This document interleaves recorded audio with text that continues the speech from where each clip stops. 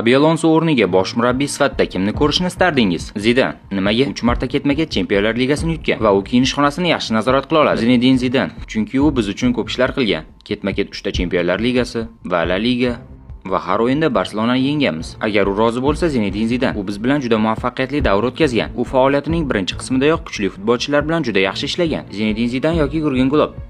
Ularga ham imkon berish kerak va biz uchun yuragini berib o'ynaydigan o'yinchilar kerak. Zidan Galaktikosning bir qismi bo'lgan va klub uchun borini bergan.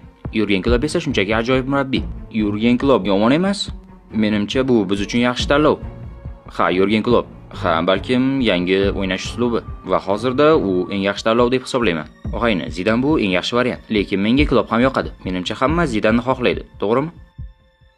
Menimcha u yana madridistlarga yana hayajonli muhitni qaytara oladi. Ha, menimcha Zidan juda yaxshi variant. Menimcha balkim Klopp va bu mening tanlovim va menimcha u juda yaxshi, lekin menimcha to'g'risi Xabi Alonso bu muammo emas. Menimcha u bilan yangi davr boshlanishi kerak va unga vaqt berish kerak. Jose Mourinho. Bilaman, hozir bu juda murakkab. To'g'ri, u allaqachon Real Madridga qaytmasligini muxlislarga aytib bo'lgan. Lekin u avvalgi davrni biroz qaytargan bo'lardi, chunki uning o'ziga xos o'ynash uslubi bor. Jose Mourinyoning kuchli g'oyalari bor.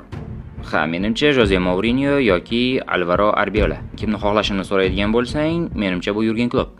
Bu Klopp bo'lish kerak. Bu Real Madrid uchun orzudagi murabbiy. Zinedin Zidan. Menga otni orqaga qaytargan bo'lardim.